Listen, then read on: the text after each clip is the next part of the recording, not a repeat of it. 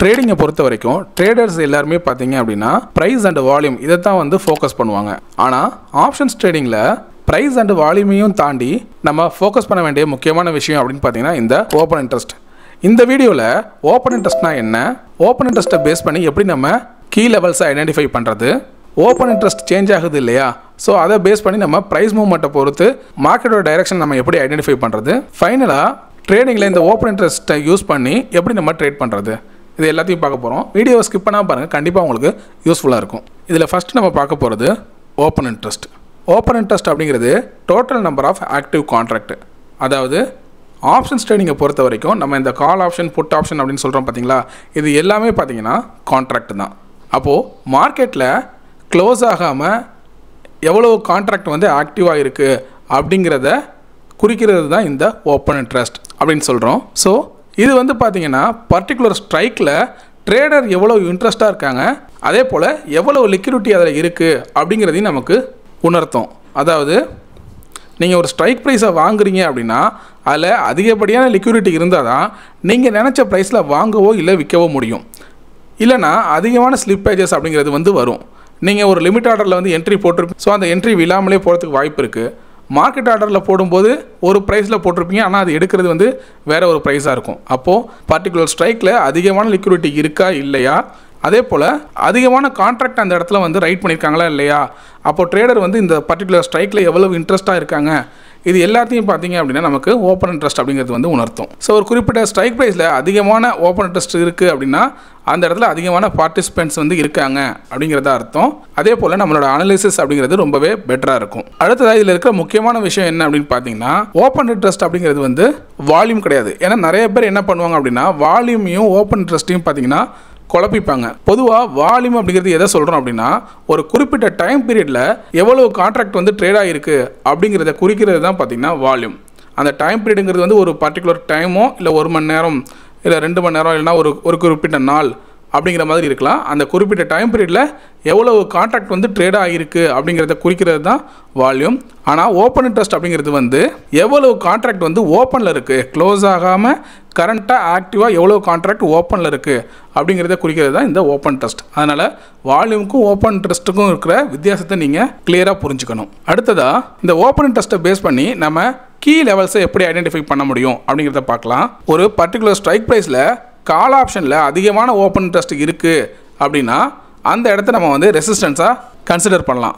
ஒரு எக்ஸாம்பிளுக்கு இப்போ நிஃப்டியோட ஸ்பாட் வந்து 25,000 இருக்குது அப்படின்னா 25,500 கால் ஆப்ஷனில் அதிகமான ஓப்பன் இன்ட்ரெஸ்ட் இருக்குது அப்படிங்கிறப்போ 25,500 வந்து ஒரு ரெசிஸ்டன்ஸ் அப்படின்னு நம்ம கன்சிடர் பண்ணிக்கலாம். அதே போல் ஒரு ஸ்ட்ரைக் ப்ரைஸோட புட் ஆப்ஷனில் அதிகமான ஓப்பன் இன்ட்ரெஸ்ட் இருக்குது அப்படின்னா அது வந்து சப்போர்ட்டாக ஆக்ட் ஆகிறதுக்கான வாய்ப்பு இருக்குது. எக்ஸாம்பிளுக்கு அதே போல் நிஃப்டியோட ஸ்பாட் 25,000 இருக்குது அப்படின்னா 24,500 புட்டில் அதிகமான ஓப்பன் இன்ட்ரெஸ்ட் இருக்குது அப்படின்னா அந்த 24,500 வந்து ஒரு சப்போர்ட்டாக இருக்கும் அப்படிங்கிற மாதிரி நம்ம புரிஞ்சுக்கலாம். ஏன் இந்த மாதிரி கால் ஆப்ஷனில் அதிகமான ஓப்பன் இன்ட்ரெஸ்ட் இருந்தால் ரெசிஸ்டன்ஸ்னோ புட் ஆப்ஷனில் அதிகமான ஓப்பன் இன்ட்ரெஸ்ட் இருந்தால் சப்போர்ட்னு நினச்சிக்கிறோம் அப்படின்னா இதை நீங்கள் செல்லரோட பாயிண்ட் ஆஃப் வியூவில் பார்க்கணும். ஏன்னா அதிகப்படியான பணம் வச்சுருக்கவங்க யார் அப்படின்னு பார்த்தீங்கன்னா மார்க்கெட் மேக்கர்ஸ், இன்ஸ்டிடியூஷன்ஸ், பேங்க்ஸ் இவங்கெல்லாம்.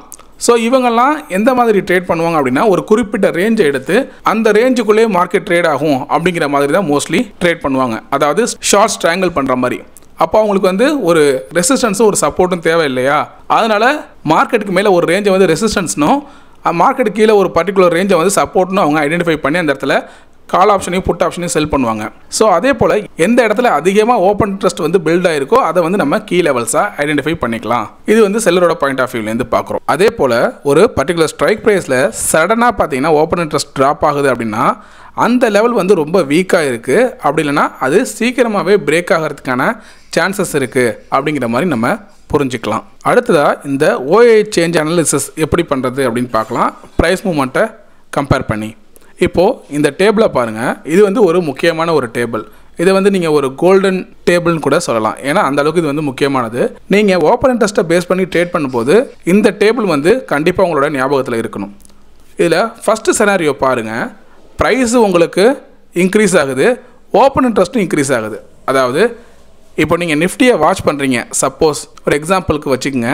அப்போ நிஃப்டியோட ப்ரைஸ் வந்து மேலே ஏறிக்கிட்டே இருக்குது. அதே போல் பர்டிகுலர் ஸ்ட்ரைக் ப்ரைஸோட ஓப்பன் இன்ட்ரெஸ்ட்டும் மேலே ஏறிக்கிட்டு இருக்குன்னு வச்சுக்கோங்க. அப்போ அதோட மீனிங் என்ன அப்படின்னு பார்த்தீங்கன்னா, அந்த இடத்துல என்ன நடக்குது அப்படின்னா, புதுசாக நிறைய ஓப்பன் இன்ட்ரெஸ்ட் வந்து கிரியேட் பண்ணுறாங்க. அதாவது பையிங் ப்ரெஷர் வந்து அங்கே அதிகமாகுது, லாங் பொசிஷனை வந்து புதுசாக கிரியேட் பண்ணுறாங்க அப்படின்னு அர்த்தம். நார்மலாக ஓப்பன் இன்ட்ரெஸ்ட் இன்க்ரீஸ் ஆனால என்ன அர்த்தம்? புதுசாக கான்ட்ராக்டை வந்து கிரியேட் பண்ணுறாங்கன்னு அர்த்தம். அது கூட ப்ரைஸும் மூவ்மெண்ட் கொடுக்குது, அதாவது அப் சைடில் இன்க்ரீஸ் ஆகுது அப்படின்னா ப்ரைஸ் மேலே போக போக புதுசாக கான்ட்ராக்டும் கிரியேட் ஆகிட்டு இருக்குது அப்படின்னா என்ன அர்த்தம்? மார்க்கெட் வந்து நல்ல ஒரு புல்லிஷில் இருக்குது. கிட்டத்தட்ட இதை வந்து சூப்பர் புல்லிஷ் அப்படின்னு கூட சொல்லலாம். சரியா? ஸோ அதை வந்து நம்ம என்னென்னு சொல்கிறோம் அப்படின்னா லாங் பில்டப் அப்படின்னு சொல்கிறோம். அதாவது லாங்னா உங்களுக்கு பை சைடு போகிறது இல்லையா? ஸோ மார்க்கெட் மேலே போகிறது.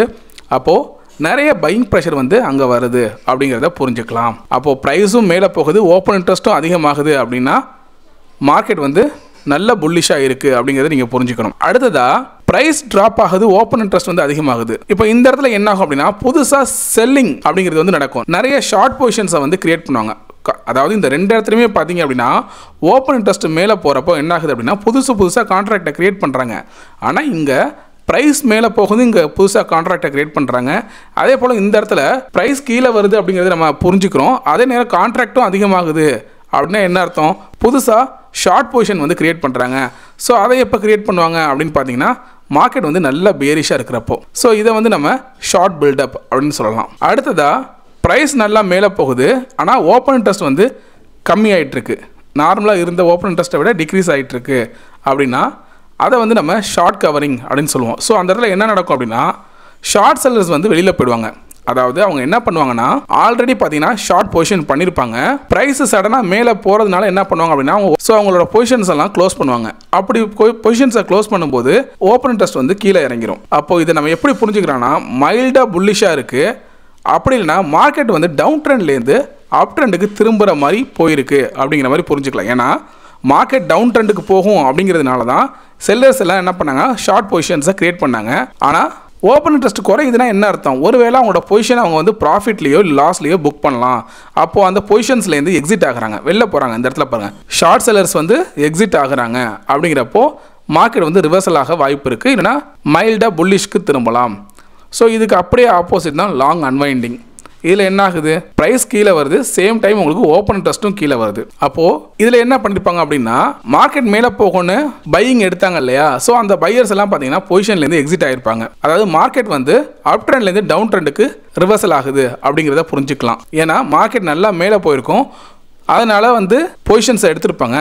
சடனாக ப்ரைஸு கீழே வரும்போது என்ன பண்ணுறாங்க அப்படின்னா பொசிஷனையும் அவங்க க்ளோஸ் பண்ணும்போது என்ன ஆகுது? மார்க்கெட் வந்து அப் ட்ரெண்ட்லேருந்து டவுன் ட்ரெண்டுக்கு திரும்புது. அப்போ மைல்டாக பியரிஷாக இருக்குது அப்படிங்கிறத புரிஞ்சுக்கலாம். சரியா? இது கொஞ்சம் குழப்பமாக தான் இருக்கும். நீங்கள் திரும்ப இதை வந்து ஒரு டைம் கேட்டு பாருங்கள், உங்களுக்கு கொஞ்சம் கிளியராக கூட புரியலாம். ஓகேவா? ஸோ ஃபஸ்ட்டு வந்து ப்ரைஸும் மேலே ஏறுது, ஓப்பன் இன்ட்ரெஸ்ட்டும் மேலே ஏறுது அப்படின்னா மார்க்கெட் வந்து நல்ல பையிங்கில் இருக்குன்னு அர்த்தம். அவ்வளோதான், அதை மட்டும் புரிஞ்சுக்கோங்க. நல்ல புல்லிஷாக இருக்குது, புதுசாக லாங் பொசிஷன் வந்து கிரியேட் பண்ணிக்கிட்டே இருக்காங்க. ஓகேவா? அதே போல் ப்ரைஸு கீழே வருது, ஆனால் ஓப்பன் இன்ட்ரெஸ்ட் மேலே போகுது அப்படின்னா புதுசாக ஷார்ட் பொசிஷன்ஸ் கிரியேட் பண்ணிக்கிட்டே இருக்காங்க. ஏன்னா மார்க்கெட் பியரிஷ் அப்படிங்கிறப்போ அப்போது ஓப்பன் இன்ட்ரெஸ்ட் வந்து எங்கெல்லாம் அதிகமாகிட்டு இருக்கோ அப்போது அதை பொறுத்து மார்க்கெட்டு புல்லிஷா பியரிஷா அப்படிங்கிறத கண்டுபிடிக்கலாம். வித் டைரெக்ஷனை பேஸ் பண்ணி மேலே ப்ரைஸும் மேலே ஏறுது, ஓப்பன் இன்ட்ரெஸ்ட்டும் மேலே ஏறுது அப்படின்னா புல்லிஷ். ப்ரைஸ் கீழே இறங்கி ஓப்பன் இன்ட்ரெஸ்ட் மேலே போணுச்சு அப்படின்னா பியரிஷ். இந்த இடத்துல ஓப்பன் இன்ட்ரெஸ்ட் கீழே இறங்கினா மட்டும் ப்ராஃபிட் புக்கிங் நடக்குது அப்படிங்கிறத புரிஞ்சுக்கோங்க, டைரெக்ஷனை பேஸ் பண்ணி. ஸோ இதை கொஞ்சம் கிளியராக புரிஞ்சுக்கிட்டீங்க அப்படின்னா நீங்கள் ஓப்பன் இன்ட்ரெஸ்ட்டை வந்து அனலைசிஸ் பண்ணி பார்க்குறப்போ உங்களால் ஓரளவுக்கு மார்க்கெட்டோட டைரெக்ஷனை வந்து ஐடென்டிஃபை பண்ண முடியும் இந்த ஓஏஏ பேஸ் பண்ணி. ஸோ இந்த ஓப்பன் இன்ட்ரெஸ்ட்டை எப்படி நம்ம பார்க்குறது, எந்த வெப்சைட்டில் பார்க்கலாம் அப்படின்னா நிறைய வெப்சைட் அவைலபிளாக இருக்குது. உங்களோட ஆப்ஷன் செயினில் கூட கிளியராக இருக்கும். ஆனால் பார் சார்ட் மாதிரி நல்லா கிளியராக ஒரு சார்ட் மாதிரி பார்க்கணும் அப்படின்னா ஆப்ஸ்ட்ரா ஆப்ஷன் அனலிட்டிக்ஸ் வெப்சைட் இருக்குது. ஸோ அதை இப்போ காமிக்கிற பாருங்கள், அதில் உங்களுக்கு ஈஸியாக உங்களால் அண்டர்ஸ்டாண்ட் பண்ண முடியும். ஸோ அதை இப்போ பார்க்கலாம். இப்போது இந்த ஆப்ஸ்ட்ரா ஆப்ஷன் அனலிட்டிக்ஸ் வெப்சைட்டில் இருக்கும். இப்போ இதில் பார்த்தீங்க அப்படின்னா மேலே இருக்கிற இந்த பார் எல்லாமே ஓப்பன் இன்ட்ரெஸ்ட்டை வந்து குறிக்குது. இங்கே போட்டிருக்கு இல்லையா? ஸோ இது வந்து ஓப்பன் இன்ட்ரெஸ்ட். இந்த பார் எல்லாமே கீழே இருக்கிறது பார்த்தீங்கன்னா change in Y, open interest வந்து சேஞ்ச் ஆகிறத குறிக்கிறது. க்ரீன் கலரில் இருக்கிறது எல்லாமே உங்களுக்கு கால் ஆப்ஷனோட ஓப்பன் இன்ட்ரெஸ்ட்டு, ரெட் கலரில் இருக்கிறது எல்லாமே உங்களுக்கு புட் ஆப்ஷனோட ஓப்பன் இன்ட்ரெஸ்ட்டு. இப்போ நீங்கள் சப்போஸ் மார்க்கெட் வந்து இப்போது இதுக்கிட்ட வைக்கிறீங்க 24,750 கிட்ட இருக்குது அப்படின்னா அதில் உங்களுக்கு டீட்டெயில் தெரியுது பாருங்கள். கால் ஓப்பன் இன்ட்ரெஸ்ட் ஓஐ வந்து எவ்வளோ இருக்குது, புட் ஓப்பன் இன்ட்ரெஸ்ட் எவ்வளோ இருக்குது, பிசிஆர் எந்த ரேஷியோவில் இருக்குது, ஸோ கால் ஓப்பன் இன்ட்ரெஸ்ட் வந்து எவ்வளோ சேஞ்ச் ஆகிருக்கு, புட் ஓப்பன் இன்ட்ரெஸ்ட் எவ்வளோ சேஞ்ச் ஆகிருக்கு. ஸோ அந்த டீட்டெயில்ஸ் எல்லாம் உங்களுக்கு காமிச்சிரும். அப்போது ஒவ்வொரு ஸ்ட்ரைக் ப்ரைஸை வந்து நீங்கள் வச்சு பார்த்து அதில் என்ன மாதிரி மாற்றம் நடந்திருக்கு அப்படிங்கிறத நீங்கள் புரிஞ்சுக்கலாம். இப்போ இந்த இடத்துல புட்டு ஓப்பன் டெஸ்ட் வந்து எவ்வளோ சேஞ்ச் ஆகிருக்கு, -7,886 காமிக்குது இல்லையா அந்த பாக்ஸில். அப்போ என்ன மீனிங், கிட்டத்தட்ட 7,000க்கு மேலே கான்ட்ராக்டை வந்து க்ளோஸ் பண்ணியிருக்காங்க. ஏன் க்ளோஸ் பண்ணியிருக்காங்க, ஏன்னா மார்க்கெட் அந்த ரேஞ்சை வந்து பிரேக் பண்ணிடுச்சு. 25,000 தாண்டி மார்க்கெட் பிரேக் பண்ணதுனால என்ன ஆயிடுச்சு அப்படின்னா, இனிமேல் அந்த புட் ஆப்ஷன் அப்படிங்கிற அந்த கான்ட்ராக்ட் வந்து ஒர்க் ஆகாது இல்லையா, ஏன்னா அதுக்கு கீழே மார்க்கெட் நல்லாவே வந்து கீழே வந்துருச்சு. அப்படிங்கிறப்போ சடனாக அந்த இடத்துல ஓப்பன் இன்ட்ரெஸ்ட் எல்லாமே க்ளோஸ் பண்ணிட்டாங்க. அதனால தான் அது வந்து மைனஸில் காமிக்குது. ஓப்பன் இன்ட்ரெஸ்ட் க்ளோஸ் பண்ணுறாங்க அப்படின்னா மைனஸில் காமிக்கும். இப்போ இந்த கீழே சேஞ்ச் இன் ஓஐயில் பார்த்தீங்க அப்படின்னா எதெல்லாம் இந்த லைனுக்கு கீழே வந்து ஃபார்ம் ஆயிருக்கோ அதெல்லாம் மைனஸில் இருக்குன்னு அர்த்தம். ஓகேவா, மேலே இருக்கிறதெல்லாம் ப்ளஸில் இருக்கும், புதுசாக ஃபார்ம் ஆனது. கீழே போயிருக்கு அப்படின்னா அது எல்லாமே க்ளோஸ் பண்ண பொசிஷன்ஸு, அதுவும் இல்லாமல் மைனஸில் போயிருக்கு. அப்படிங்கிறப்போ இது எல்லாமே க்ளோசிங் பொசிஷன். ஏன் இந்த மாதிரி புட் ஆப்ஷன் எல்லாமே மைனஸில் போயிருக்கு அப்படின்னா, சடனாக மார்க்கெட் ஃபால் ஆனிச்சு இல்லையா, கேப் டவுனில் ஓப்பன் ஆனிச்சு. ஸோ ஒரு 2 டேஸ்க்கு முன்னாடி பார்த்தீங்கன்னா தேர்ஸ்டே அன்றைக்கி பெரிய ஃபாலு, தென் ஃப்ரைடே அப்போது நல்ல ஒரு கேப் டவுனில் ஓப்பன் ஆனிச்சு. ஸோ அதனால் என்ன இருக்குது அப்படின்னா, உங்களுக்கு புட் ஆப்ஷனோட கான்ட்ராக்டை எல்லாத்தையும் என்ன பண்ணிட்டாங்க, அவங்க வந்து க்ளோஸ் பண்ணிட்டாங்க. ஏன்னா இனிமேல் 25,000ங்கிறது வந்து ஒரு ரெசிஸ்டன்ஸாக இருக்க வாய்ப்பு இருக்குது அப்படிங்கிற மாதிரி. இதுக்கு முன்னாடி 25,000 வந்து ஒரு சப்போர்ட்டாக இருக்கும்னு நினச்சி உங்களுக்கு புட்டை அவங்க செல் பண்ணியிருப்பாங்க. ஸோ இப்போது அதை பிரேக் பண்ணி நல்ல ஒரு கேப் டவுன் வந்ததுக்கப்புறம் இனிமேல் அது வந்து ஒரு சப்போர்ட்டாக இருக்காது, ரெசிஸ்டன்ஸாக இருக்கிறதுக்கான வாய்ப்பு தான் இருக்குது அப்படின்னு சொல்லிட்டு அங்கே இருந்த எல்லா புட்டையும் பார்த்தீங்கன்னா அவங்க வந்து க்ளோஸ் பண்ணிட்டாங்க. ஸோ இப்போது இந்த 25,000 அப்படிங்கிறது வந்து உங்களுக்கு ரெசிஸ்டன்ஸாக இருக்குது பாருங்கள். ஏன்னா நிறைய கால் ஆப்ஷன் அப்படிங்கிறது வந்து பில்டாக இருக்குது. அதே போல் சேஞ்ச் இன் ஓஐலையும் பார்த்தீங்க அப்படின்னா அதிகப்படியான கால் ஆப்ஷன் அப்படிங்கிறது வந்து ரைட் பண்ணிட்டாங்க. அப்போ நிறைய கான்ட்ராக்ட் வந்து இங்கே க்ரியேட் பண்ணியிருக்காங்க. அப்போ அதோட மீனிங் நம்ம என்ன எடுத்துக்கலாம் அப்படின்னா, இது வந்து ரெசிஸ்டன்ஸாக இருக்கிறதுக்கான வாய்ப்பு அதிகம் அப்படிங்கிற மாதிரி நம்ம புரிஞ்சுக்கலாம். ஸோ இப்படி தான் நீங்கள் ஓஏ அனாலிசிஸ் அப்படிங்கிறது வந்து பண்ணணும். இதில் ஏதாவது டவுட்ஸ் இருந்துச்சு அப்படின்னா நீங்கள் கமெண்ட் செக்ஷனில் சொல்லுங்கள், நான் கண்டிப்பாக உங்களுக்கு ரெஸ்பான்ஸ் பண்ணுறேன். ஸோ ஃபைனலாக இன்ட்ராடே ட்ரேடிங்கில் யூஸ் பண்ணுறதுக்கான டிப்ஸ் அப்படின்னு பார்த்தீங்க அப்படின்னா, நீங்கள் டோட்டல் ஓப்பன் இன்ட்ரெஸ்ட் அப்படிங்கிறத வந்து கால்குலேட் பண்ணக்கூடாது, சேஞ்ச் இன் ஓஐ அப்படிங்கிறத நீங்கள் செக் பண்ணணும். இப்போ நம்ம இதுக்கு முன்னாடி பார்த்தோம் இல்லையா, ஓஐ வந்து மைனஸில் போயிருக்கா இல்லை வந்து இன்னும் நல்லா பில்ட் ஆயிருக்கா அப்படின்னு பார்த்தோம் இல்லையா. ஸோ அப்படி பார்க்கும்போது நமக்கு என்ன தெரியும் அப்படின்னா, கரண்ட்டாக அந்த பர்டிகுலர் ஸ்ட்ரைக் ப்ரைஸ் வந்து மேலே போக வாய்ப்பு இருக்கா கீழே போக வாய்ப்பு இருக்கான்னு தெரியும். நீங்கள் ஓவராலாக எல்லா கால் ஆப்ஷனையும் வந்து ஆட் பண்ணி பார்க்குறது, டோட்டலாக பார்க்குறது, ஓப்பன் இன்ட்ரெஸ்ட்டை இல்லை புட் ஆப்ஷனை டோட்டல் பண்ணி பார்க்குறது, அந்த மாதிரி பண்ணும்போது என்ன ஆகும் அப்படின்னா அது உங்களுக்கு கிளியரான ஒரு ஐடியா கொடுக்காது. அடுத்ததாக ஓப்பன் இன்ட்ரெஸ்ட் கூட நீங்கள் ப்ரைஸ் ஆக்ஷனையும் கம்பைன் பண்ணி ட்ரேட் பண்ணிங்க அப்படின்னா அது உங்களுக்கு இன்னும் ஒரு பெட்டர் ரிசல்ட்டை கொடுக்கும். வெறும் ஓப்பன் இன்ட்ரெஸ்ட்டை மட்டுமே பேஸ் பண்ணி இது வந்து சப்போர்ட் இல்லை ரெசிஸ்டன்ஸு அப்படிங்கிறத விட நீங்கள் ப்ரைஸ் ஆக்ஷனையும் நீங்கள் கம்பைன் பண்ணிட்டீங்க அப்படின்னா அது உங்களுக்கு இன்னும் கொஞ்சம் பெட்டரான ரிசல்ட் கொடுக்கறதுக்கான வாய்ப்பு அப்படிங்கிறது இருக்குது. நீங்கள் இன்ட்ராடே ட்ரேடிங் பண்ணும்போது ஒரு பிரேக் அவுட்டை கண்டுபிடிக்கணும். இப்போ ப்ரைஸ் வந்து ஒரு பிரேக் அவுட் கொடுக்க போகிற மாதிரி இருக்குது, நீங்கள் ப்ரைஸையும் வால்யூமும் மட்டும்தான் செக் பண்ணிக்கிட்டு இருக்கீங்க. அப்படிங்கிறப்போ ஓப்பன் இன்ட்ரெஸ்ட்டு நீங்கள் பார்க்குறீங்க அப்படின்னா அதுக்கு முன்னாடி இருக்கிற ஸ்ட்ரைக்லேருந்து பார்த்தீங்கன்னா ஓப்பன் இன்ட்ரெஸ்ட் வந்து அடுத்த ஸ்ட்ரைக்கு வந்து ஷிஃப்ட் ஆகும் பிரேக் அவுட் கொடுக்கறதுக்கு முன்னாடி. அதை உங்களால் ஐடென்டிஃபை பண்ண முடிஞ்சுது அப்படின்னா கண்டிப்பாக இது வந்து அப் சைடில் பிரேக் அவுட் கொடுத்துரும் இல்லை டவுன் சைடில் பிரேக் டவுன் கொடுத்துரும் அப்படிங்கிற மாதிரி உங்களால் புரிஞ்சிக்க முடியும். ஸோ ஓப்பன் இன்ட்ரெஸ்ட் வந்து ஷிஃப்ட் ஆகிறத நீங்கள் கவனிச்சிங்க அப்படின்னா இந்த மாதிரியான பிரேக் அவுட்டை வந்து கண்டுபிடிக்கலாம்.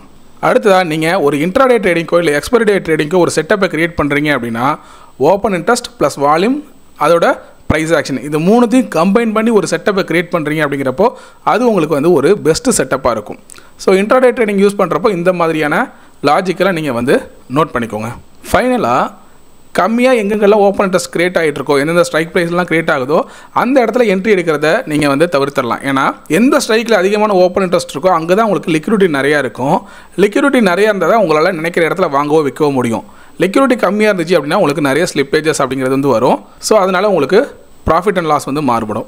ஸோ இந்த வீடியோ உங்களுக்கு பிடிச்சிருந்துச்சி அப்படின்னா லைக் பண்ணுங்கள், உங்கள் ஃப்ரெண்ட்ஸ்க்கும் ஷேர் பண்ணுங்கள். உங்களுக்கு ஏதாவது சந்தேகம் இருந்தால் கமெண்ட் பண்ணுங்கள், மறக்காமல் சப்ஸ்கிரைப் பண்ணுங்கள். தேங்க்யூ.